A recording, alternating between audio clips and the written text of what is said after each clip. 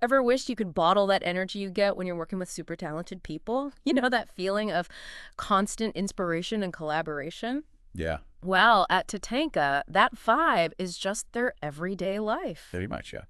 So today we're doing a deep dive into TATANKA and how their cohabitation model is really kind of changing the game. Mm-hmm. We're going to be looking at their article, Living the Vision, from their website. Right. And we're going to get into how they're using it, this model, I mean, to change how we think about work, life, and creativity, how they all intersect.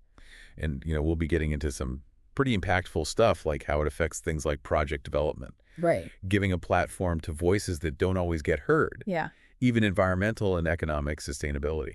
Okay, so first things first, can we just break down what this cohabitation model actually is? Sure. It sounds like they're basically living and working in the same space. Yeah, they call it a living laboratory. Oh, I like that. Kind of makes you picture this constant flow of activity and inspiration, right? Yeah, like a beehive. Exactly. Yeah. And what's really interesting is that they're doing it all on purpose. They're intentionally blurring those lines between work life and personal life, which means ideas can come from anywhere, anytime. Like someone could be jamming late at night, Yeah. and bam, that's the spark for their next big project. Wow. It's not about punching a time clock. It's about this, like, constant creative synergy. Okay, but how does that synergy actually, work? How does it translate into, actual benefits for them? Well, it could be easy to think that living on top of each other all the time would be a recipe for disaster, too much togetherness. Right. But they're very intentional about creating a sense of unity. Okay. So picture this. You've got musicians, writers, visual artists, all under one roof. Okay. Maybe they're just chatting over breakfast. Yeah. Suddenly, boom, new song idea. Right. Or they're brainstorming late one night and end up with an art installation that just blows everyone away. Yeah. Those impromptu jam sessions could turn into a whole album. Mm-hmm. It's all about breaking down those barriers between people and ideas so that creativity can just flow. So it's not just about, speed then, right? Yeah. It's about creating a space where people feel safe and supported. Exactly. Where they can really be themselves and be vulnerable with each other. Yeah, that's a big part of their philosophy. In the article, they talk about how the space itself, the fact that they share this living space, is like a real-life, tangible representation of their values. Interesting. Inclusion, diversity, all of that. Yeah. And it's not just something they talk about. Right. When you live together, you have to figure out how to understand different points of view, different lifestyles. Yeah, yeah. It creates a real sense of unity. Now, another thing they talk about is this idea of accelerating project development. How does that even work? Well, think about it. No more endless emails back and forth, no scheduling nightmares. Yeah. You can get feedback on a song right away. Brainstorm marketing strategies over dinner. Huh. If there's a problem, you can troubleshoot it right then and there. It's a much faster, more iterative process, which is really important in creative fields where things move so quickly. Now, this is where it gets really interesting for me. They claim this whole setup actually helps them create a safe haven for vulnerable voices. What does that mean in the context of, a creative community? Well, they say they're providing a sanctuary, a place where marginalized voices can tell their stories and express themselves without being judged. Powerful. The community becomes this support system, helping people heal and grow. And every single voice is encouraged and celebrated. It's not just about the creative output, Yeah, yeah. It's about personal empowerment, too. So it's kind of a holistic approach then. Exactly. But can a model like this really be sustainable long term? That's a good question. Sharing everything, I mean, it sounds great in theory, but it also sounds like it could get messy quickly. Well, that's where their commitment to environmental and economic sustainability comes in. By sharing resources, they're able to have a smaller environmental footprint. Give me an example. Communal gardens, Okay. shared transportation. Makes sense. And they're really committed to minimizing waste in general. They're not just talking about their values, they're actually living them. Okay, so that's the environmental piece. Right. But what about the economic side?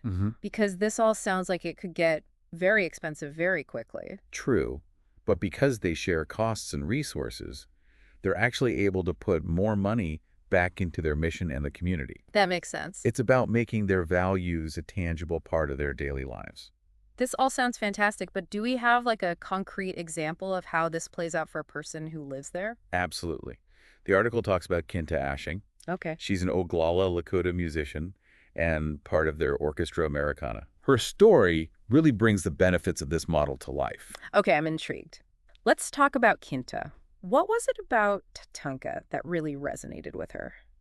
Well, from the second she arrived, she felt like she belonged. Wow. And it wasn't just the physical space, although apparently it's gorgeous, all pine trees and sweetgrass. Nice. It was the people, too. Yeah. The warmth and inclusivity of the whole community. I bet that feeling was amplified by the fact that TATANKA brings together people from so many different indigenous nations. Exactly. Kinta talks about how she was immediately drawn to this convergence of cultures, all those different traditions and languages blending together. It was like she found a piece of herself that she didn't even know was missing. So it wasn't just about finding a place to make music. Right. It was deeper than that. It was about connecting with her heritage, Yeah. with her community, Yeah. with other people who understood her journey. And that feeling of connection, it's woven into everything they do at TATANKA. I can imagine. She talks about spending evenings around a fire, sharing stories and dreams, just laughing together. That's beautiful. This constant support system that lets everyone really thrive. That reminds me of something you said earlier about vulnerability. Right. It sounds like TATANKA gave Kinta a safe space to be open, to explore her creativity. Absolutely.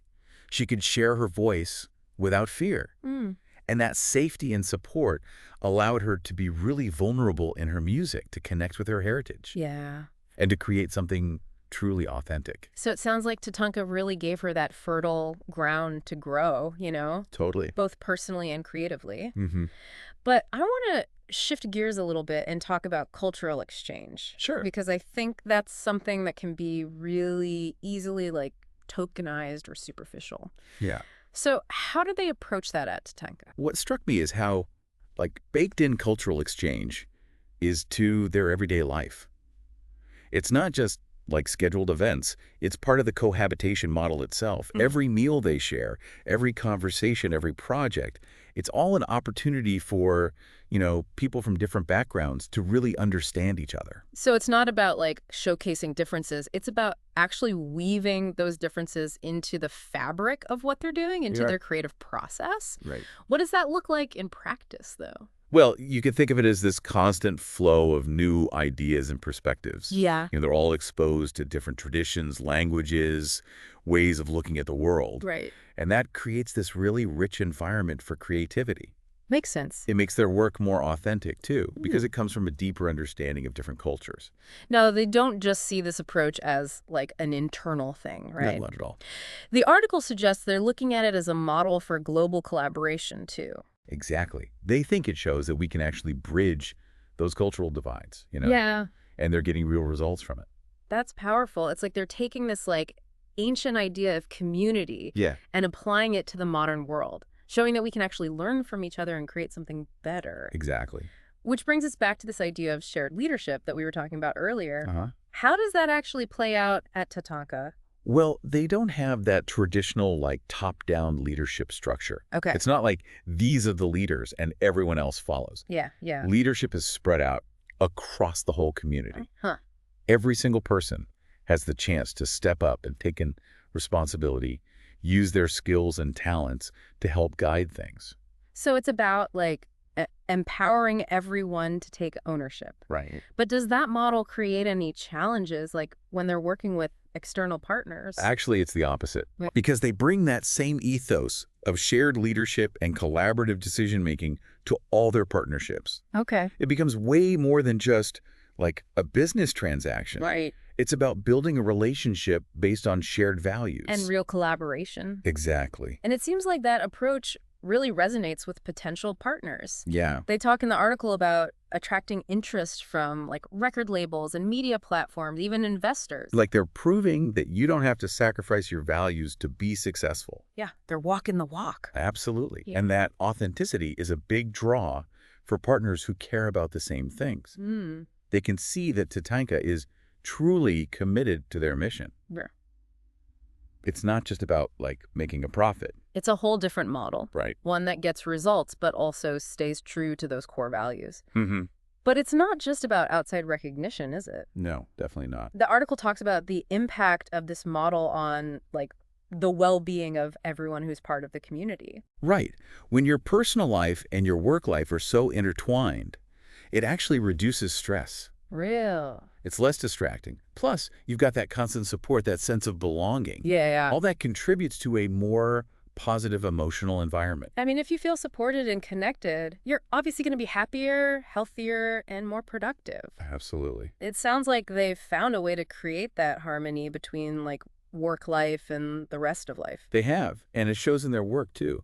There's more focus, more creativity, and the quality of the output is higher as a result. Now, they're not keeping this model a secret, right? No. They see themselves as kind of a beacon of hope for others. Exactly. They want to inspire people to rethink those traditional ways of working, creating, and building communities. So it's bigger than just art or music. Right. It's about creating a movement. A movement towards a future that's more collaborative, more inclusive, and more sustainable. And are they actually making an impact beyond their community? Are they changing things out in the world? I think they are. They're changing the narrative around what's possible when you put community, inclusivity, and sustainability first. Wow. There's a whole new approach that benefits everyone, not just the individual, but the whole community and the planet, too. So they're really showing that a different way of living, a different way of working is possible. Absolutely. And that success, staying true to your values, those things don't have to be at odds with each other. Yeah. And that each of us, like, we can actually make a difference. But how do we do that? Well, that's the question, right? Right. It's easy to get inspired by these big ideas, Yeah. but how do we actually apply them to our own lives? I mean, if it works for a creative community like this, where else could it work? Could we use some of these same principles, like to deal with homelessness? Yeah. Or social isolation, or even climate change? So maybe it's not about copying TATANKA exactly, Right. but more about taking those core ideas, collaboration, sustainability, inclusivity, and figuring out how to use them in different situations. It all comes back to recognizing that we're all connected. Yeah. And that we need to find ways to support each other, support the planet. So where do we even start? Well, we can start small. Okay. Build community in our own lives. Yeah. Find organizations that are doing work we believe in. Use our voices to speak up for what's right. Like, even small actions can create a ripple effect, right? Exactly. Like, remember Kinta's story? Yeah. She found a sense of belonging, a sense of purpose within this community, and they helped her share her unique voice with the world. It's proof that collective creativity, that connection with others, can be so powerful. TATANKA's not just creating art or music, Yeah, it's so much more than that. They're creating a whole movement. A movement towards a future that's more collaborative, more inclusive, and more sustainable. And they're inviting everyone to be a part of it. And it's working. They're getting attention from all over the place. Yeah, they're being featured in big publications, speaking at conferences, reaching a global audience. And they're using their platform to spread the word about important social issues. They're fighting for change. It's really inspiring to see how they're using their art to, like, move people, start conversations, get people to take action. They're showing us that art can be a force for good in the world. And their commitment to sustainability, that sets a powerful example for everyone. Because it's not just about making little changes, right? It's about changing the way we live, the way we interact with the planet. It's about understanding that we're all connected to each other and to the earth. Right. And that we have to take responsibility for the impact we have. And they're proving that sustainability doesn't have to come at the expense of creativity and innovation. We go hand in hand. So, big picture, what's the takeaway for our listeners? I think TATANKA reminds us that we have the power to create the world we want to see. It's about making choices that reflect our values, working together to make things better. Yeah. And recognizing that community, collaboration, they're essential. Absolutely. And that when we work together, we can achieve so much more.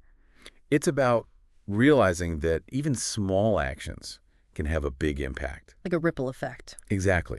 So yeah, next time you feel overwhelmed by, everything going on in the world, remember TATANKA.